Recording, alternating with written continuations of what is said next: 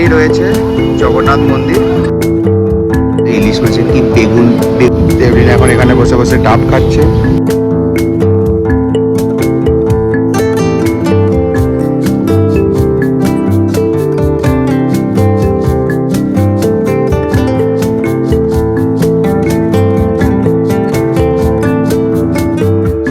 Hello guys, good morning everyone. তো আমরা আজকে পুরী ডে 2, তো যাবো আজকে জগন্নাথ মন্দিরে পুজো দিতে।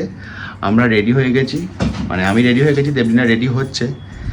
তো জগন্নাথ মন্দিরে এবার পুজো দিতে বেরোবো এবং আই থিঙ্ক হোটেলে কিছু ব্রেকফাস্ট আছে, ব্রেকফাস্ট করে আমরা যাব জগন্নাথ মন্দিরে পুজো দিতে। তো স্টে টিউন ফর দ্যাট। আমরা এখন বেরিয়ে গেছি জগন্নাথ মন্দিরে পুজো দেওয়ার জন্য। টোটো করে যাচ্ছি জগন্নাথ মন্দিরের পশ্চিম দুয়ার। আমাদের যিনি পান্ডা আছেন তিনি বললেন যে ওখানে আমাদের সঙ্গে মিট করে নেবেন, হোটেলে এসে আমাদের নিয়ে যাচ্ছেন। ওইখানে গিয়ে দেখি কী হয়। মানে ছোটোবেলায় এসেছিলাম একবার পুজো দিতে, দেবীনা তো কিছুদিন আগেই এসেছিলো, আমার অতটা এক্সপিরিয়েন্স নেই। আর দেখি, আই থিঙ্ক জগন্নাথের আশীর্বাদ সব ভালোই হবে।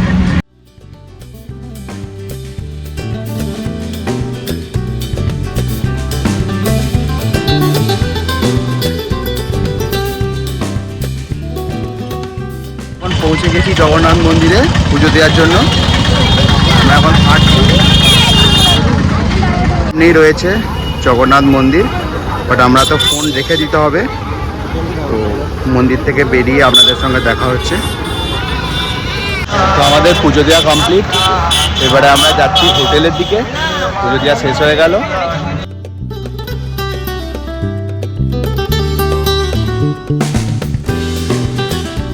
আমরা এবার রওনা দিচ্ছি হোটেলের দিকে। দেবলিনা তো রোদে গরমে খুব ক্লান্ত হয়ে গেছে পুরীর মন্দিরের ভিড় ঠেলে। আমিও বলতে গেলে খুবই ভিড় ঠেলাঠেলি হয়েছে। এবার আমরা যাচ্ছি হোটেলের দিকে। স্নান করে ফ্রেশ হয়ে রেডি হয়ে গেছি। সমুদ্রে চান করিনি, বেসিক্যালি আমি একা একা গেছিলাম সমুদ্রে চান করতে। ফোন কিছু নিয়ে যেতে পারিনি, সব বাড়িতে ছিল। কালো হয়ে যাওয়ার ভয়ে চান করিনি। ও কালো হয়ে যাওয়ার ভয়ে চান করিনি, আমি একাই গিয়ে চান করে এসেছি সমুদ্রে। দিয়ে বাড়িতে এসে ভালো করে ফ্রেশ হয়ে ঘরের জামা কাপড় পরে যাচ্ছি লাঞ্চ করতে। আর সমুদ্রে এসে যেহেতু ও খুব মাছ প্রেমী, মাছ খেতে ভালোবাসে, তো দেখি কোথায় ভালো সি ফুড পাওয়া যায় বা সি এর মাছ পাওয়া যায়। আমি যেহেতু চিংড়ি মাছ খাই, তো আমি চিংড়ি মাছটাই খাবো, দেখি কোথায় ভালো পাওয়া যায়। আর ওর জন্য দেখি যদি ইলিশ বা কিছু পাওয়া যায় সেগুলো। যাচ্ছি কোনো একটা ভালো রেস্টুরেন্টে, চলুন দেখা যাক কোন রেস্টুরেন্টে আমরা যাচ্ছি। তো আমরা চলে এসেছি সং অফ বেঙ্গল বলে একটা রেস্টুরেন্টে। প্রথমে গেছিলাম কস্তুরিতে খাওয়ার জন্য, ইলিশ মাছ দেবলিনা খাবে বলেছে। ইলিশ মাছ নেই, তাই পাশেই ছিল সং অফ বেঙ্গল, সেখানে চলে এসেছি। এখানে ইলিশ আছে বললো, তো দেবলিনার জন্য ওটা অর্ডার করা হয়েছে। আমার জন্য চিংড়ি মাছের একটা আইটেম আর নর্মাল বাসমতি রাইস আর একটা চিকেনের স্টার্টার। এই দিনই আমাদের আজকে লাঞ্চটা হবে। রেস্টুরেন্টের অ্যাম্বিয়েন্সটাও বেশ সুন্দর, খারাপ না।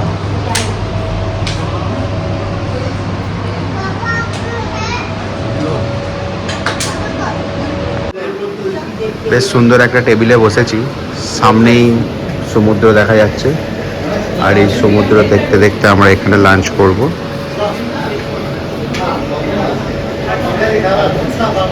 আমাদের স্টার্টারে চলে এসেছে চিকেন চটপটা, তাই তো বললো এটার নাম নাকি চিকেন চটপটা। এটা আমাদের স্টার্টার আজকে।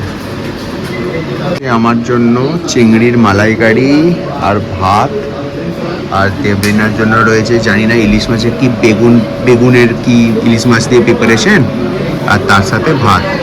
এই দিয়ে আমাদের হচ্ছে লাঞ্চ আজকে। এটা কি প্রিপারেশন গো ইলিশ মাছের? ওকে, তো এই হলো আজ আমাদের লাঞ্চের মেনু। দেবলিনা এখন এখানে বসে বসে ডাব খাচ্ছে সমুদ্রের ধারে।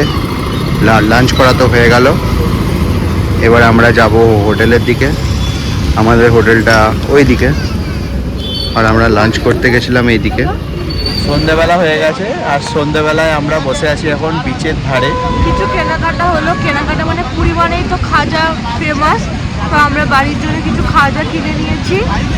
বাড়ির জন্য ওই গাঙ্গুরাম সুইটস বলে প্রচুর লাইন, লম্বা বড় লাইন। ওই লাইন কাটিয়ে বোঝানো দুর্গাপুজোর লাইন লেগেছে, ওরকম লাইন কাটিয়ে আমরা অ্যাট লাস্ট খাজা কিনলাম। দিয়ে এখন সমুদ্রের ধারে বসে আছি। একটু পর যাব ডিনার করতে, একটু সমুদ্রের ভিউ এনজয় করছি। কালকে ভুবনেশ্বর চলে যাব ভায়া চিল্কা, আর চিল্কার একটা ব্লগ আসবে আপনাদের, দেখবেন, আশা করি ভালো লাগবে।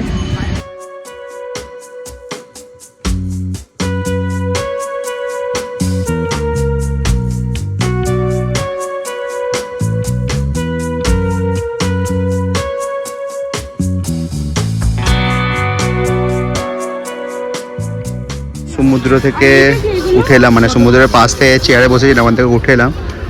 দেবরিনা বাড়ির জন্য গামছা কিনছে কিছু, বলছে গামছা কোয়ালিটিগুলো খুব সুন্দর, তো কিছু গামছা দেখছে।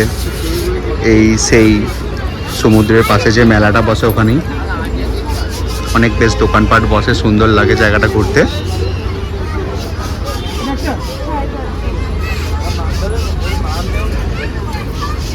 এর মধ্যে এবারও বার্গেনিং করলাম, আর দেবরিনা কিনে নিল। কি কিনলে গো এখান থেকে? 3টে গামছা কিনেছি এখান থেকে। তার আগের দোকান থেকে অবশ্য দেবরিনাকে আমি একটা সিঁদুর কৌটো কিনে দিলাম, ওটা ঠিক শ্যুট করা হয়নি, ওই জায়গাটা খুব ভিড় ছিল, ওই দোকানটা থেকে কিনলাম একটা সিঁদুর কৌটো, জগন্নাথ ঠাকুরের মোকালা। আর এখান থেকে নিলাম গামছা। এখন যাচ্ছি ডিনার করতে ভজরি মান্নাতে। আর ফোন বাজছে কেন দেখি, হ্যাঁ মা ফোন করছে, ডিনার করেছি নাকি জানার জন্য। তো ভজরি মান্নাতে রাতে আজকে ডিনারটা ছাড়বো, সামনেই এসে গেছি। আমরা ভজরি মান্না গেলাম না, চলে এলাম তার অপোজিটেই একটা 5 ফোড়ন বলে একটা রেস্টুরেন্ট রয়েছে, দেখি রেস্টুরেন্টটা কেমন।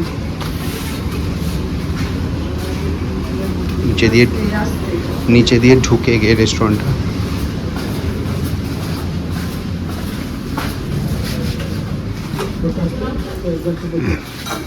আমরা ভজরি মান্না তো গেলাম না, ঠিক পছন্দ হলো না, একটু অন্যরকম লাগলো, ভালো লাগলো না খুব একটা, সেই জন্য আমরা চলে এসেছি অপোজিটে 5 ফোড়ন বলে রেস্টুরেন্টটা। ভেতরে ইন্টেরিয়ারটা বেশ সুন্দর, অ্যাম্বিয়েন্সটা বেশ ভালো। গরমে পুরো সন্ধে হেঁটে ঘেমে গেছিলাম, এসি চলছে, একটু বেশ ভালোও লাগছে। আমি তো পা উঠে রিল্যাক্স মোডে বসে আছি, একদম রিল্যাক্স মোডে বসে আছি আমরা। আর মানে আমরা বেশি কিছু খাবো না, যেহেতু সারাদিনে অনেক খাওয়া দাওয়া হচ্ছে। রুটি আর পনির অর্ডার দিয়েছি, ওটা চলে আসুক, তারপর আমাদের ডিনার হয়ে যাবে। চলে এসেছে আমাদের ডিনার।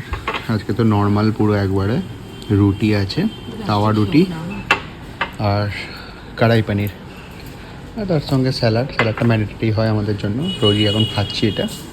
ব্যাস এটা দিয়েই আমাদের আজকে ডিনার হবে। রাত বেজে গেছে প্রায় 10:30, দেখে মনে হয় না পুরীতে যে 10:30 বাজছে, খুবই এখনও গাড়ি ঘোড়া। আর আমরা একটু নাইট ওয়াক করছি ডিনারের পর সমুদ্রের ধারে, আর দেখতে পেলাম কোয়ালিটি ওয়ালসের এই গাড়িটা। তো আর দেবলিনা খাচ্ছে ওরিও কাপ, আর আমি নিচ্ছি ওরিও কর্নেটো। রাত্রেবেলা আইসক্রিম খেতে কেমন লাগছে তোমার? দারুণ লাগছে, ফার্স্ট এক্সপিরিয়েন্স করা হলো এরকম রাত্রেবেলা আইসক্রিম খাওয়া। রাত্রিবেলায় সমুদ্রের ধারে নাইট ওয়াক আর এই আইসক্রিম খাওয়া আফটার ডিনার বেশ ভালো লাগছে। বাড়ি চলে যাওয়ার পর গ্যারেন্টি এটাকে মিস করবো, প্রতিদিন ডিনারের পর যে সমুদ্রের ধারে হাঁটতাম রাত্রে আর আইসক্রিম খেতাম। আচ্ছা, আমরা ব্লগটা এখানেই শেষ করছি, এন্ড করছি। আগের দিন ভুলে গেছিলাম শেষ করতে, সেজন্য রাত্রেবেলা হোটেল রুমে গিয়ে তারপর শেষ করলাম ব্লগটা। তো আমরা এখানেই আজকে ব্লগটা শেষ করছি। আমাদের আজকের ব্লগ এই পর্যন্তই, আবার পার্ট 3 আসতে চলেছে নেক্সট ব্লগ। আমাদের এই পাশের হোটেল গোল্ডেন ট্রি, আমরা চলে যাব হোটেলে, তারপর গিয়ে একটু প্যাকিং আছে, প্যাকিং করে কালকে ভুবনেশ্বর বেরিয়ে যাচ্ছি। আর ভুবনেশ্বর যাব চিল্কা হয়ে, চিল্কারও একটা স্পেশাল ব্লগ আসবে। Good night, take care, stay tuned.